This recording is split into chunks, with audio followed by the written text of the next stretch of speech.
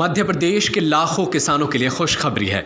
मध्य प्रदेश के एक दैनिक में छपी खबर के अनुसार अब जंगली जानवरों से फसल को नुकसान की भरपाई सरकार करेगी। इसके लिए कैबिनेट ने संशोधन के प्रस्ताव को भी मंजूरी दे दी है। ऐसे में अगर अब वन्य प्राणियों से किसानों के मकान को नुकसान पहुंचता है तो भी मुआवजा पाने के पात्र होंगे। साथ ही प्राकृतिक आपदा या अग्नि दुर्घटना पर आर्थिक सहायता के रूप में भी किसानों को न्यूनतम 5,000 रुपए दिए जाएंगे। इससे पहले जंगली जानवरों से फसलों के नुकसान पर कोई मुआवजे का प्रावधान नहीं था।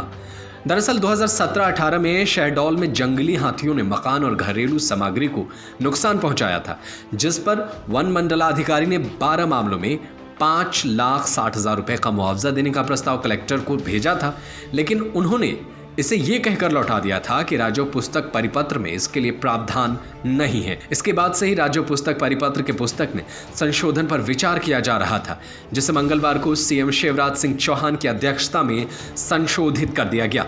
सरकार के इस फैसले पर अब लाखों किसानों को फायदा पहुंचने वाला है।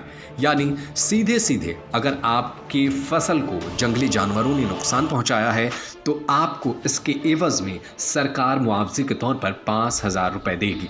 और ऐसे में ये बड़ा कदम माना जा रहा है, क्योंकि इससे और ये वो घटना थी जिससे देश के तमाम राज्यों में किसान परेशान हैं और किसानों के लिए ये और इसका समाधान ढूंढना बेहद ज़रूरी था। लेकिन मध्य प्रदेश सरकार ने आगे आते हुए पहल करते हुए इस पर फैसला सुना दिया है। अगर आपके फसल को जंगली जानवरों ने नुकसान पहुंचाया है तो आप सीधे सीधे सरकार से इसका मुआवजा ले सकते हैं। इसकी पूरी प्रक्रिया है।